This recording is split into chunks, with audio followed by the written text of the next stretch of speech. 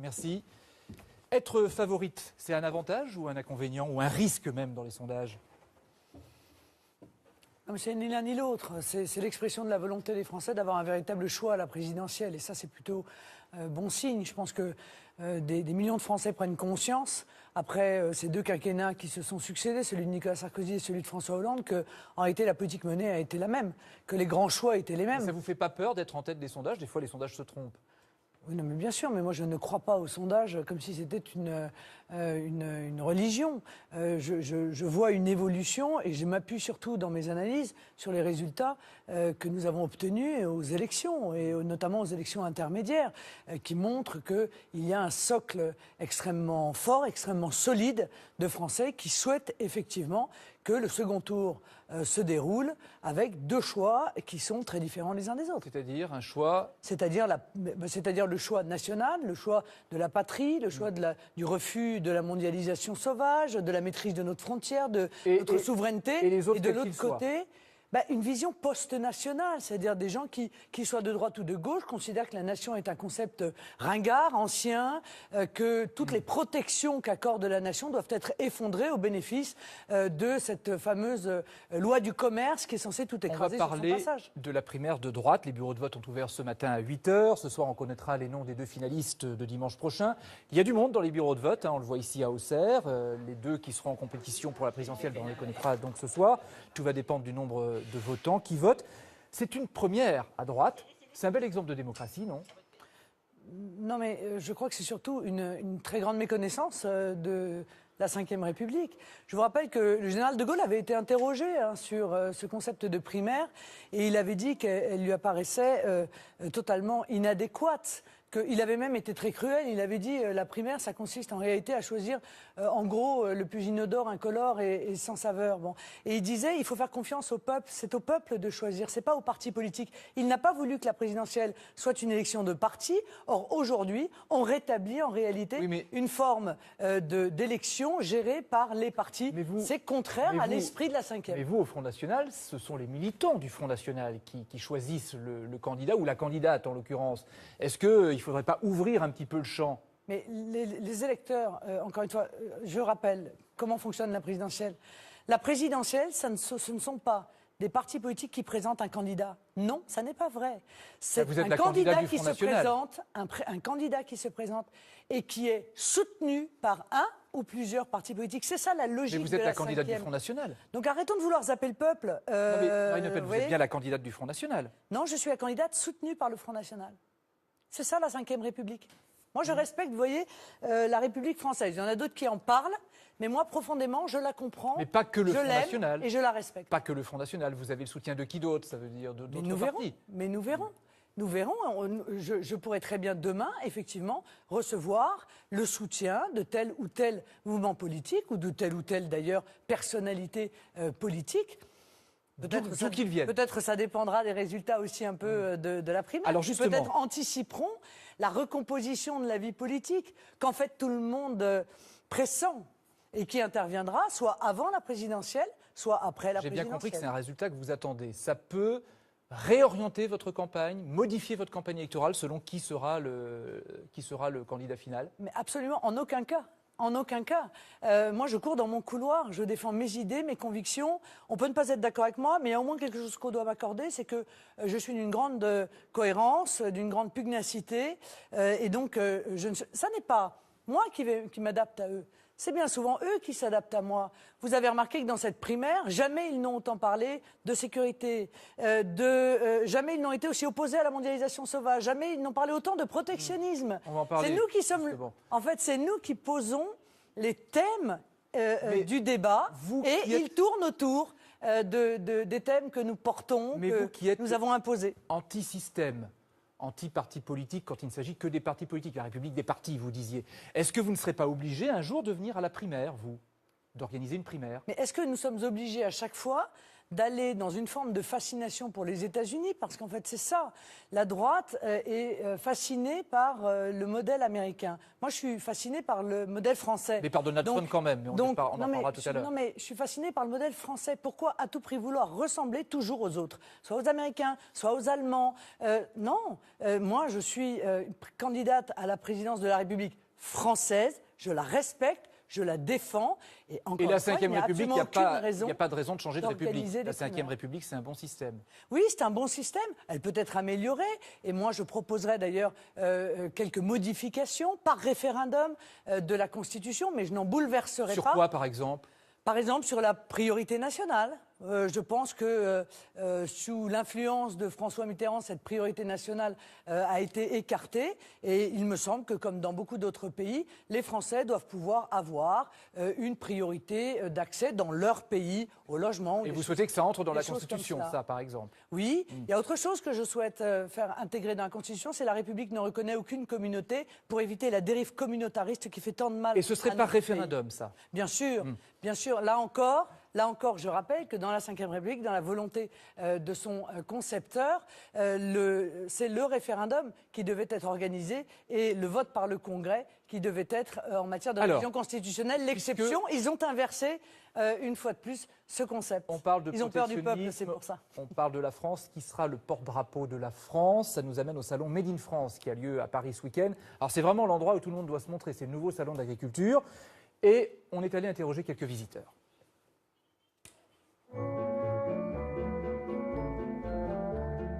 Pourquoi tu vas chercher à 10 000 bornes ce qui existe juste en bas de chez toi? Le Made in France, pour nous, ça signifie vraiment maîtriser ce que l'on achète, c'est-à-dire savoir comment c'est fait, qui l'a fait, quels matériaux sont utilisés. Ça peut toujours évoquer effectivement des souvenirs d'enfance. L'envie d'acheter français, de faire travailler des gens en France. Je reviens, à tout à l'heure. Le Made in France, c'est le Made in France, mais sans la politique, surtout sans la politique. Vous savez, les vautours autour d'une proie, ils sentent que c'est peut être bon, alors ils y vont. Je pense que c'est un peu une mode en ce moment. C'est politique au sens non partisan du terme, c'est-à-dire qu'avec sa carte bleue, on peut faire le choix de créer des emplois en France. Aujourd'hui, je fais de la politique en vendant de la fabrication locale, je fais de la politique terrain, économiquement parlant, socialement parlant. On va au-delà du réflexe patriotique. Clairement, on essaye justement d'apporter du sens pour ne pas faire simplement du Made in France, j'ai mon drapeau, je suis content. L'idée de se replier sur nous-mêmes, on n'y croit pas du tout. On est plus fort ensemble, donc je pense que l'Europe ne peut être que bon pour le Made in France. Je pense ce que disent les gens, ils disent eux, nous on est pour le Made in France, le fabriqué en France, c'est mieux de le dire en français, mais on ne croit pas, c'est pas les politiques qui vont nous aider, qui que ce soit, disent-ils. Non mais, je ne sais pas qui vous avez choisi d'interviewer, mais excusez-moi, il y a quand même des sondages qui sont effectués régulièrement, puis il y a des élections, notamment les élections européennes. Vous savez, ça, le Front National est arrivé en tête. Et pourquoi le Front National est arrivé en tête? Parce que cela fait des années que nous disons que le libre-échange tel qu'il est organisé, en réalité, c'est faire fabriquer par des esclaves pour vendre à des chômeurs. Et que ce libre-échange a enrichi quelques-uns, mais il a appauvri l'immense majorité des Français. Je pense que les Français sont parfaitement conscients de ça.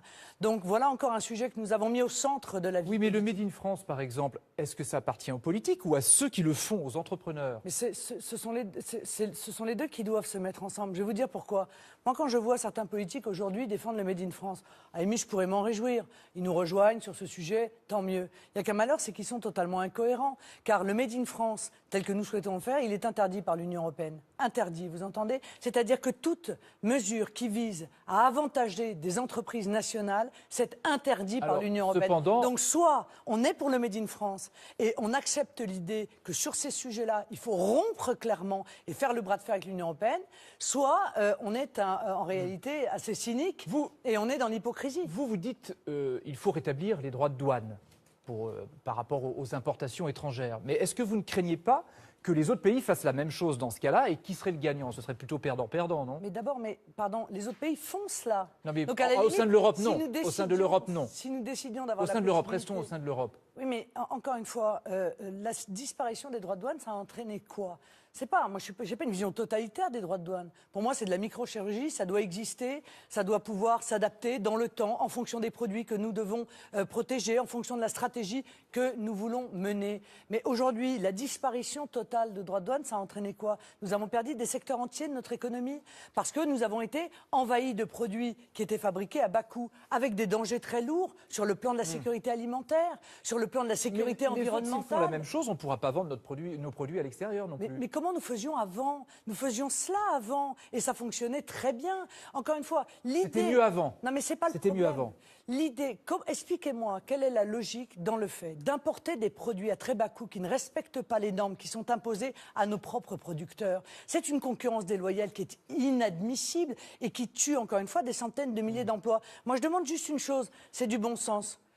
Interdire d'importer en France des produits qu'en France, on n'a pas le droit de produire. Ça me paraît simple. Et aujourd'hui, ça n'est pas le cas. Notre agriculture en souffre, notre industrie en souffre, dans l'indifférence générale des politiques. Pour les Français, en tout cas, la priorité, ça reste l'emploi, évidemment. François Hollande espère encore inverser la courbe de l'emploi. La droite promet le plein emploi, c'est-à-dire moins de 5% de chômage. Et vous?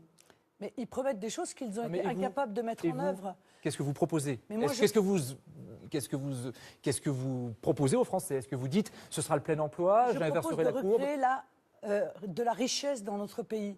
Je propose de mettre fin à cette concurrence internationale déloyale qui tue des emplois par dizaines de milliers. Mais est-ce que ça suffira à faire baisser le chômage?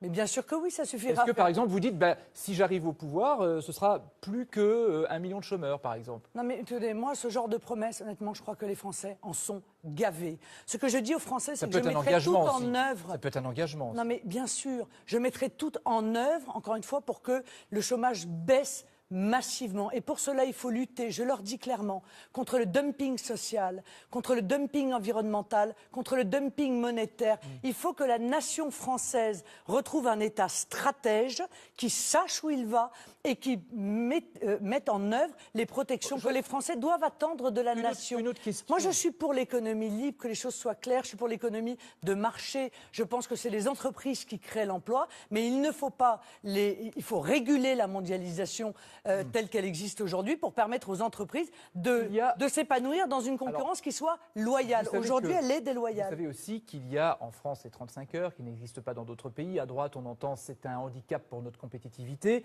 La droite veut les supprimer. Emmanuel Macron, lui, il a une autre idée. Il dit tiens, il faudrait peut-être adapter le temps de travail en fonction de l'âge, que les jeunes travaillent plus et que les anciens travaillent moins. Qu'est-ce que vous en pensez? Écoutez, moi, le concours Lépine de ce genre de proposition, honnêtement, ça me fait juste moyennement, en réalité, rire. Les 35 heures ont été une catastrophe pour notre économie, nous le savons. Donc vous les supprimez? Donc il faut autoriser la renégociation par branche, pas par entreprise, parce que ça va créer une concurrence déloyale entre entreprises. Donc vous abolissez la loi El Khomri. Il faut autoriser la négociation par branche, mais avec une condition, c'est que si l'on passe par branche, par exemple, à 37 heures ou à 39 heures, ce soit payé 37 heures ou 39 heures. Parce que la conséquence des 35 heures, ça a été quoi? On a dit aux gens, regardez, vous allez être payés pareil, mais vous allez travailler moins, sauf que depuis, leurs salaires ont été gelés. Et personne n'est dupe de cette situation. Mais les 35 heures, donc vous souhaitez un changement, et évidemment, c'est ce que vous disiez. Mais est-ce que si vous modulez ces 35 heures, ça relancera l'emploi? Mais je crois, mais écoutez, c'est ce qu'on se dit, c'est ce qu'on dit à droite. Oui, mais ils ont dit tout et n'importe quoi. Mais enfin, écoutez, moi, je suis pragmatique. On nous a dit les 35 heures, ça va créer des emplois. Ça a créé des emplois? Oui, statistiquement, oui. Ça a créé des emplois? Statistiquement, ah bon, oui. D'accord. Alors donc, on devrait être dans une situation encore pire. À l'époque, en tout cas, au début. Ouais. Non, mais je crois que tout ça, ce sont des vieilles recettes qui ne fonctionnent pas. Voilà. Les vraies recettes, c'est d'avoir des frontières, de les maîtriser, de faire du patriotisme économique. La vraie recette, c'est qu'un État stratège puisse pousser à créer, comme il l'a fait par le passé, des grands champions industriels en les soutenant par la commande publique, par de la recherche publique. Les vraies solutions, ce sont que nos agriculteurs ne soient pas obligés de se retrouver confrontés à la concurrence de produits qui, encore une fois, sont... mais vous l'avez dit. Déjà. Non, mais vous le répétez bien. Je le répète parce que c'est un élément essentiel. En tout cas, on va parler de 2017, parce que ce sera la deuxième fois que vous présenterez à l'élection présidentielle. Presque un retour de flamme. David Revaud-Dallon, éditorialiste politique au Journal du Dimanche, est avec nous ce midi.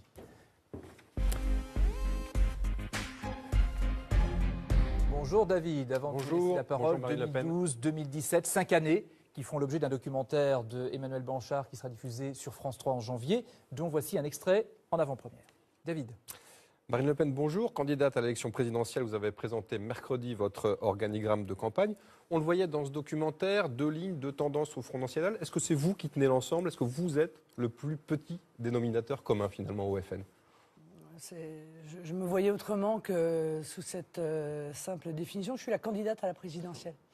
Donc la question, c'est est-ce que l'ensemble des cadres, des élus du Front National soutiennent la candidate à la présidentielle? La réponse est oui. L'important, c'est qu'ils aient tous confiance en moi. Et moi, je défends une ligne très claire devant les Français depuis de très nombreuses années, sans varier. Je crois que c'est ça aussi qui suscite aujourd'hui cette dynamique. Voilà. Dans des mouvements politiques, il y a des hommes et des femmes, ce ne sont pas des robots. Donc ils ont chacun leur parcours, ils ont chacun leur sensibilité. L'important, c'est qu'ils soient d'accord sur les grandes lignes fondamentales. David. Et objectivement, là-dessus, parlons-en, parce que ça vous intéresse moins chez les autres. Mais Madame Le Pen. moi, je crois qu'il y a des différences fondamentales dans les autres mouvements politiques entre les différents dirigeants de ces partis. Ce n'est pas le cas. En l'occurrence, au Front National. Alors justement, je ne sais pas ce que c'est 2 lignes, je ne les vois pas, moi, je ne conçois pas. Il y a une ligne au Front National, c'est celle que je porte. David, on voyait Marion Maréchal Le Pen dans ce documentaire. Elle ne figure pas dans votre équipe de campagne, elle était en Russie cette semaine. Qu'est-ce que ça veut dire? Est-ce qu'elle est mise à l'écart ou est-ce que c'est une bouderie de sa part? Monsieur Revaud-Dallon, il faut travailler un petit peu. J'essaye de travailler. C'est vrai? Oui. Alors il aurait fallu lire la liste du comité stratégique de campagne où évidemment Marion Maréchal Elle n'était pas là cependant.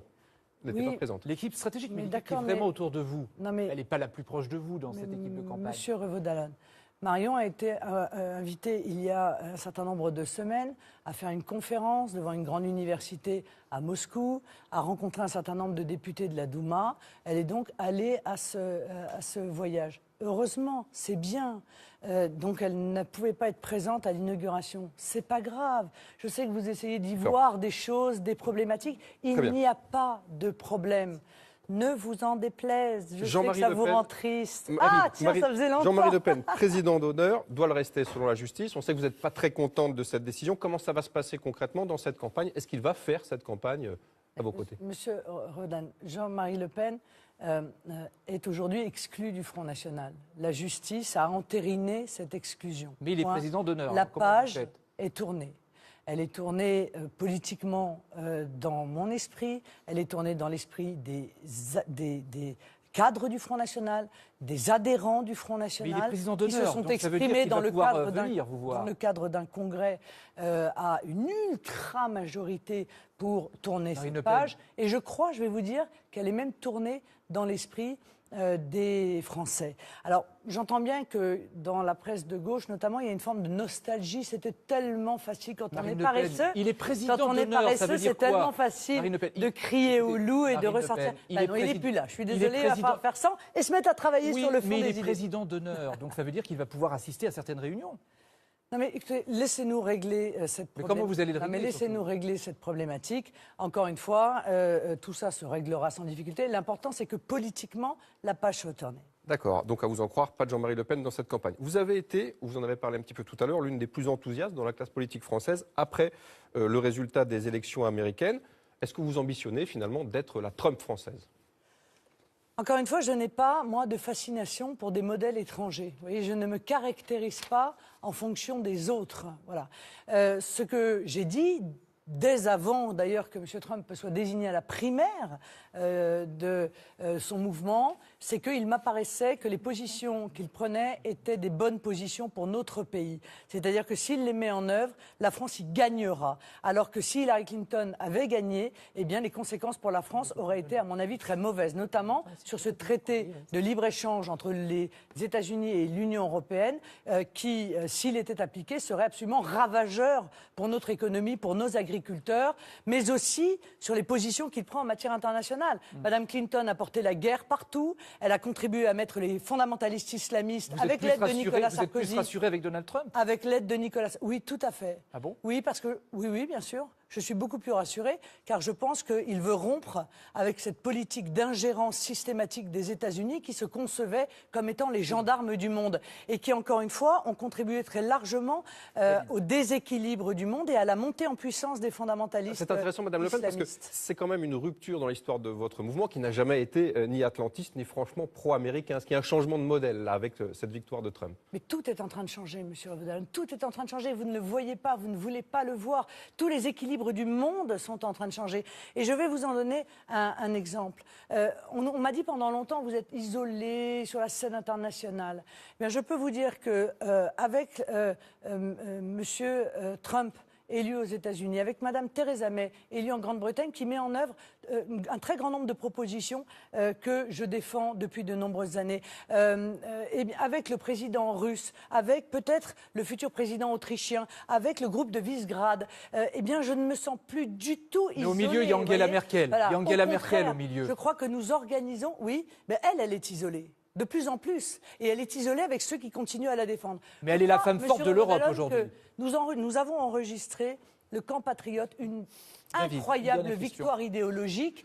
C'est à nous maintenant de la transformer en victoire politique. Et c'est tout l'enjeu des élections présidentielles. Si l'on revient à la France, la procédure de destitution de François Hollande a été lancée par des députés de droite. Est-ce que vous approuvez cette initiative? Mais je la trouve, comment dire, un peu ridicule. Je vais vous dire pourquoi. Parce que je pense que François Hollande sera destitué par les Français le 23 avril prochain.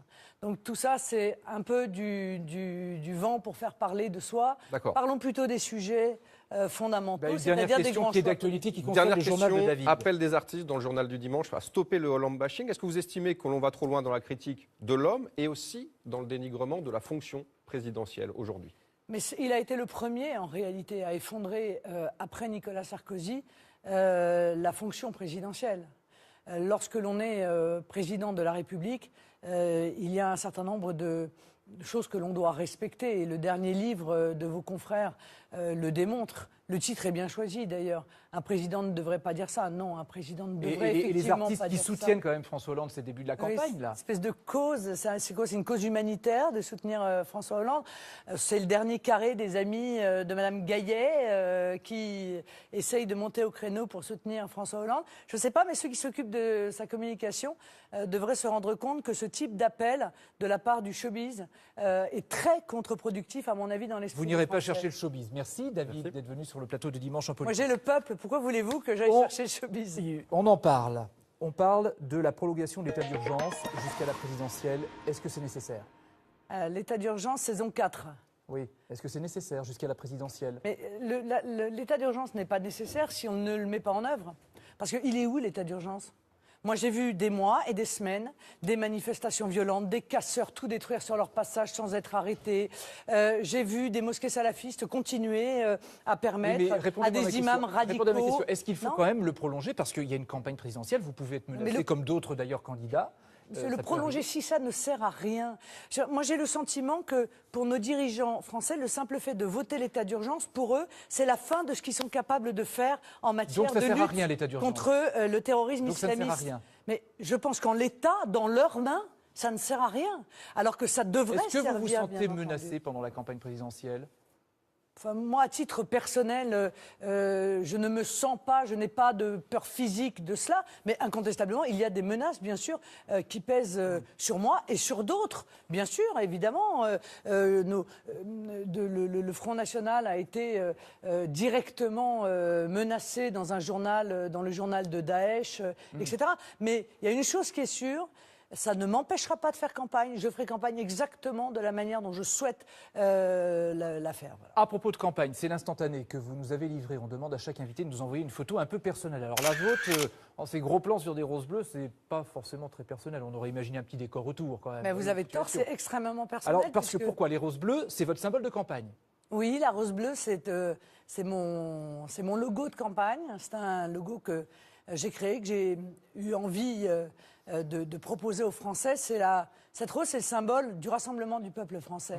Et c'est le symbole que le peuple peut rendre possible ce qui apparaît ou ce qui est présenté comme inaccessible. Alors, ça veut dire quoi? Fini le logo du Front National sur vos affiches? On revient au début de cette émission? Non, non, on conclut. L'élection présidentielle n'est pas une élection de parti. Non, mais parce que ce n'était pas ma question au début. Donc Est-ce jamais. qu'il n'y aura pas le logo du Front National sur vos affiches? Mais il n'y avait pas le logo du Parti Socialiste sur les affiches du candidat soutenu par les socialistes, ni du candidat soutenu par l'UMP.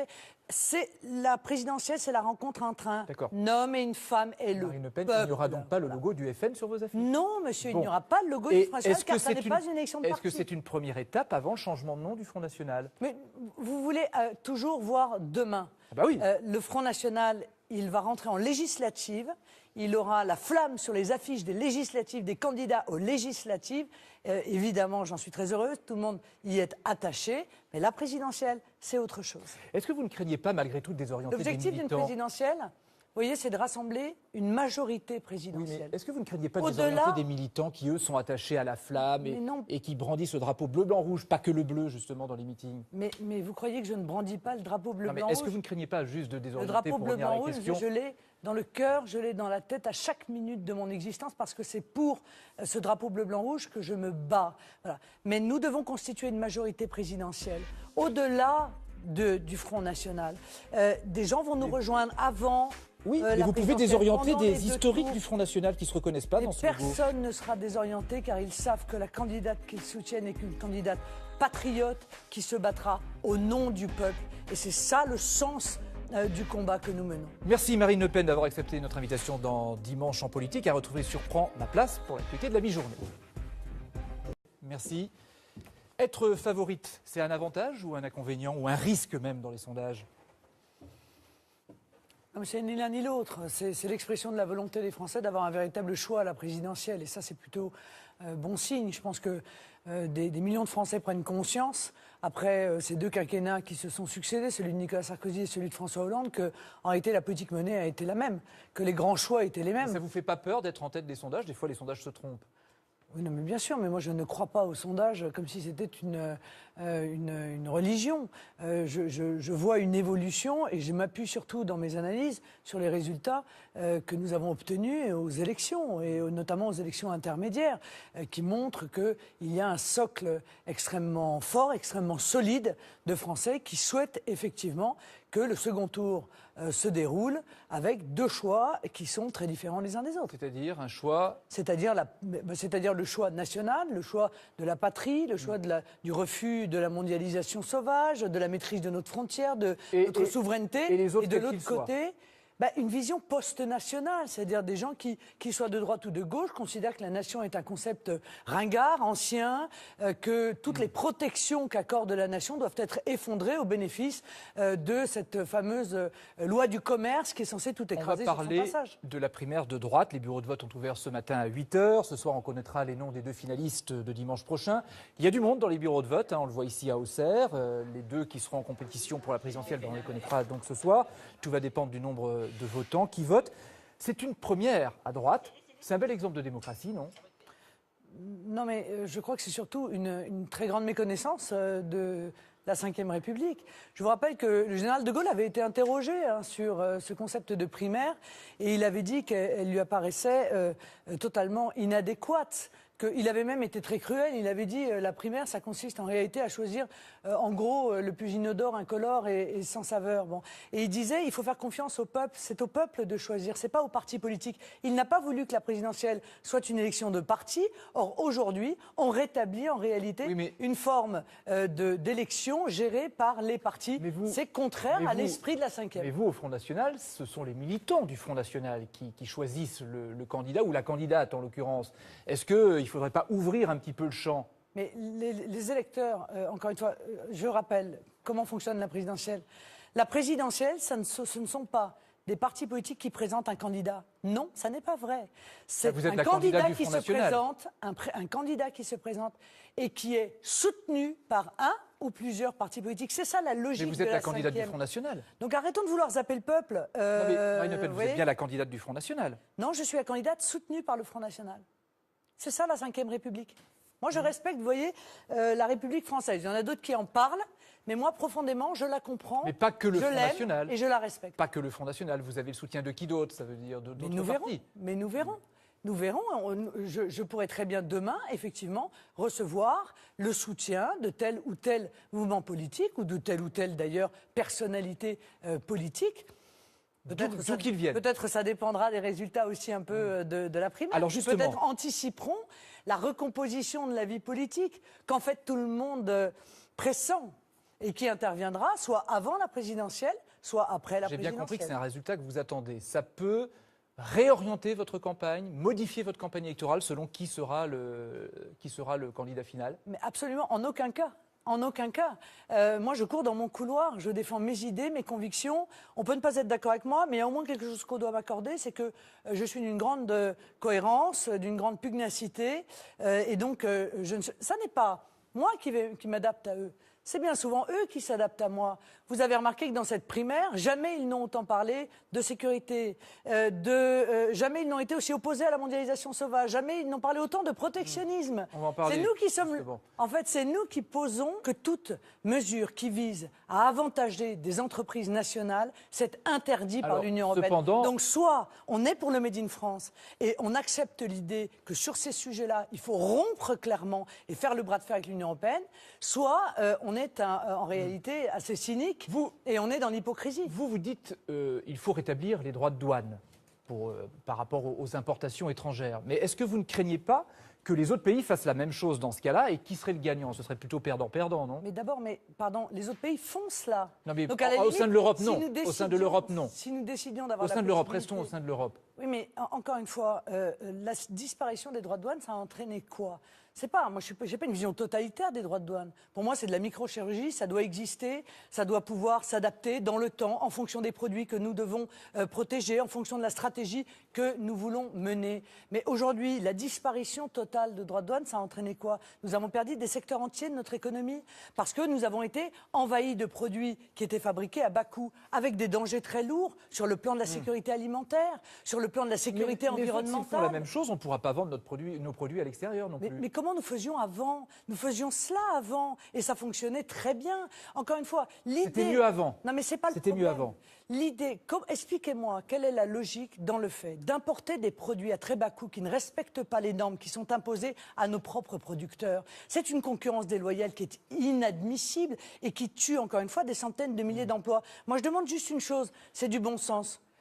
Interdire d'importer en France des produits qu'en France, on n'a pas le droit de produire. Ça me paraît simple. Et aujourd'hui, ça n'est pas le cas. Notre agriculture en souffre, notre industrie en souffre, dans l'indifférence générale des politiques. Pour les Français, en tout cas, la priorité, ça reste l'emploi, évidemment. François Hollande espère encore inverser la courbe de l'emploi. La droite promet le plein emploi, c'est-à-dire moins de 5% de chômage. Et vous? Mais ils promettent des choses qu'ils ont été incapables de mettre en œuvre. Qu'est-ce que vous proposez? Qu'est-ce que vous proposez aux Français? Est-ce que vous dites ce sera le plein emploi, j'inverserai la courbe? De la richesse dans notre pays. Je propose de mettre fin à cette concurrence internationale déloyale qui tue des emplois par dizaines de milliers. Mais est-ce que ça suffira à faire baisser le chômage?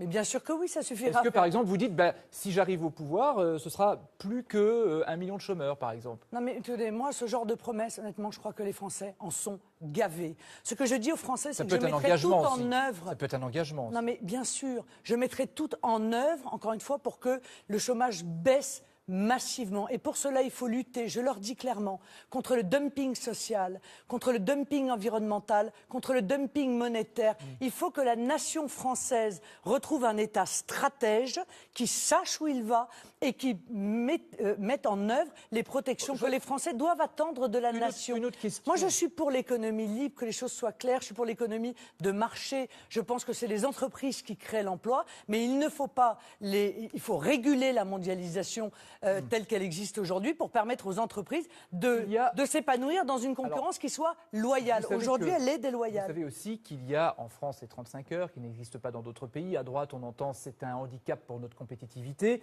La droite veut les supprimer. Emmanuel Macron, lui, il a une autre idée. Il dit tiens, il faudrait peut-être adapter le temps de travail en fonction de l'âge, que les jeunes travaillent plus et que les anciens travaillent moins. Oui, qu'est-ce que vous en pensez? Écoutez, moi, le concours Lépine de ce genre de proposition, honnêtement, ça me fait juste moyennement, en réalité, rire. Les 35 heures ont été une catastrophe pour notre économie, nous le savons. Donc vous les supprimez? Donc il faut autoriser la renégociation par branche, pas par entreprise, parce que ça va créer une concurrence déloyale entre entreprises. Donc vous abolissez la loi El Khomri. Il faut autoriser la négociation par branche, mais avec une condition, c'est que si l'on passe par branche, par exemple, à 37 heures ou à 39 heures, ce soit payé 37 heures ou 39 heures. Parce que la conséquence des 35 heures, ça a été quoi? On a dit aux gens, regardez, vous allez être payés pareil, mais vous allez travailler moins, sauf que depuis, leurs salaires ont été gelés. Et personne n'est dupe de cette situation. Mais les 35 heures, donc vous souhaitez un changement, et évidemment, c'est ce que vous disiez. Mais est-ce que si vous modulez ces 35 heures, ça relancera l'emploi? Mais je crois, mais écoutez, c'est ce qu'on se dit, c'est ce qu'on oui, dit à droite. Oui, mais ils ont dit tout et n'importe quoi. Mais enfin, écoutez, moi, je suis pragmatique. On nous a dit les 35 heures, ça va créer des emplois. Ça a créé des emplois?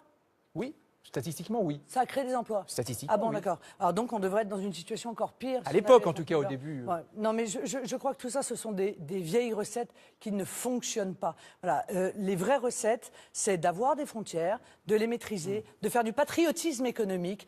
La vraie recette, c'est qu'un État stratège puisse pousser à créer, comme il l'a fait par le passé, des grands champions industriels en les soutenant par la commande publique, par de la recherche publique. Les vraies solutions, ce sont que nos agriculteurs ne soient pas obligés de se retrouver confrontés à la concurrence de produits qui, encore une fois, sont... mais vous l'avez dit. Déjà. Non, mais vous le répétez, mais je le répète parce que c'est un élément essentiel. En tout cas, on va parler de 2017, parce que ce sera la deuxième fois que vous vous présenterez à l'élection présidentielle. Presque un retour de flamme. David Revaud-Dallon, éditorialiste politique au Journal du Dimanche, est avec nous ce midi.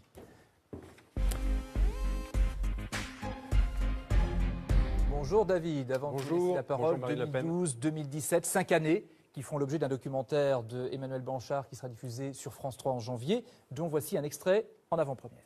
David. Marine Le Pen, bonjour. Candidate à l'élection présidentielle, vous avez présenté mercredi votre organigramme de campagne.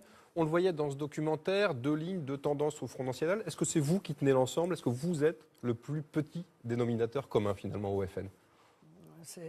Je me voyais autrement que sous cette simple définition. Je suis la candidate à la présidentielle. Donc la question, c'est est-ce que l'ensemble des cadres, des élus du Front National soutiennent la candidate à la présidentielle? La réponse est oui. L'important, c'est qu'ils aient tous confiance en moi.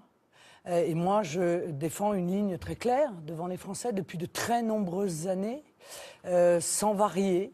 Je crois que c'est ça aussi qui suscite aujourd'hui cette dynamique. Voilà. Dans des mouvements politiques, il y a des hommes et des femmes, ce ne sont pas des robots. Donc ils ont chacun leur parcours, ils ont chacun leur sensibilité. L'important, c'est qu'ils soient d'accord sur les grandes lignes fondamentales. David. Et objectivement, là-dessus, parlons-en, parce que ça vous intéresse moins chez les autres. Mais Madame Le Pen. moi, je crois qu'il y a des différences fondamentales dans les autres mouvements politiques entre les différents dirigeants de ces partis. Ce n'est pas le cas. En l'occurrence, au Front National. Alors justement, je ne sais pas ce que c'est 2 lignes, je ne les vois pas, moi, je ne conçois pas. Il y a une ligne au Front National, c'est celle que je porte. David, on voyait Marion Maréchal Le Pen dans ce documentaire, elle ne figure pas dans votre équipe de campagne, elle était en Russie cette semaine. Qu'est-ce que ça veut dire? Est-ce qu'elle est mise à l'écart ou est-ce que c'est une bouderie de sa part? Monsieur Revaud-Dallon, il faut travailler un petit peu. J'essaye de travailler. C'est vrai? Oui. Alors il aurait fallu lire la liste du comité stratégique de campagne où évidemment Marion Maréchal Elle n'était pas là cependant. L'équipe stratégique qui est vraiment autour de vous, elle n'est pas la plus proche de vous dans cette équipe de campagne. Monsieur Revaud-Dallon, Marion a été invitée il y a un certain nombre de semaines à faire une conférence devant une grande université à Moscou, à rencontrer un certain nombre de députés de la Douma. Elle est donc allée à ce voyage. Heureusement, c'est bien. Donc elle ne pouvait pas être présente à l'inauguration. C'est pas grave. Je sais que vous essayez d'y voir des choses, des problématiques. Il n'y a pas de problème. Ne vous en déplaise. Je sais que ça vous rend triste. Ça faisait longtemps. Jean-Marie Le Pen, président d'honneur, doit le rester selon la justice. On sait que vous n'êtes pas très contente de cette décision. Comment ça va se passer concrètement dans cette campagne? Est-ce qu'il va faire cette campagne à vos côtés? Monsieur Rodan, Jean-Marie Le Pen est aujourd'hui exclu du Front National. La justice a entériné cette exclusion. Mais il est président d'honneur. La page est tournée. Elle est tournée politiquement dans mon esprit, elle est tournée dans l'esprit des cadres du Front National, des adhérents du Front National, qui se sont exprimés dans le cadre les thèmes du débat, ils tournent autour des thèmes que nous portons, nous avons imposés. Anti-système, anti-parti politique quand il ne s'agit que des partis politiques, la République des partis, vous disiez. Est-ce que vous ne serez pas obligé un jour de venir à la primaire, vous, d'organiser une primaire? Mais est-ce que nous sommes obligés à chaque fois d'aller dans une forme de fascination pour les États-Unis? Parce qu'en fait, c'est ça. La droite est fascinée par le modèle américain. Moi, je suis fascinée par le modèle français. Mais par Donald Trump quand même, mais on en parlera tout à l'heure. Non, mais je suis fascinée par le modèle français. Pourquoi à tout prix vouloir ressembler toujours aux autres? Soit aux Américains, soit aux Allemands. Non, moi, je suis candidate à la présidence de la République française. Je la respecte. Je la défends. Et la Ve République, il n'y a pas de raison de changer de République. La Ve République, c'est un bon système. Oui, c'est un bon système. Elle peut être améliorée. Et moi, je proposerai d'ailleurs quelques modifications par référendum de la Constitution, mais je n'en bouleverserai pas. Sur quoi, par exemple? Par exemple, sur la priorité nationale.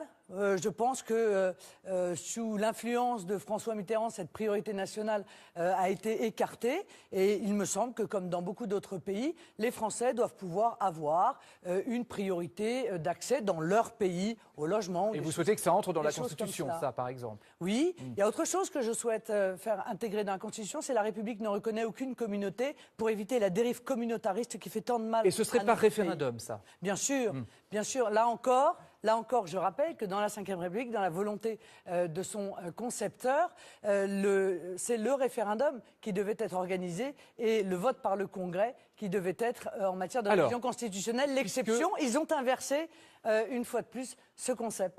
Ils ont peur du peuple, c'est pour ça. On parle de la France qui sera le porte-drapeau de la France. Ça nous amène au salon Made in France qui a lieu à Paris ce week-end. Alors c'est vraiment l'endroit où tout le monde doit se montrer. C'est le nouveau salon d'agriculture. Et on est allé interroger quelques visiteurs.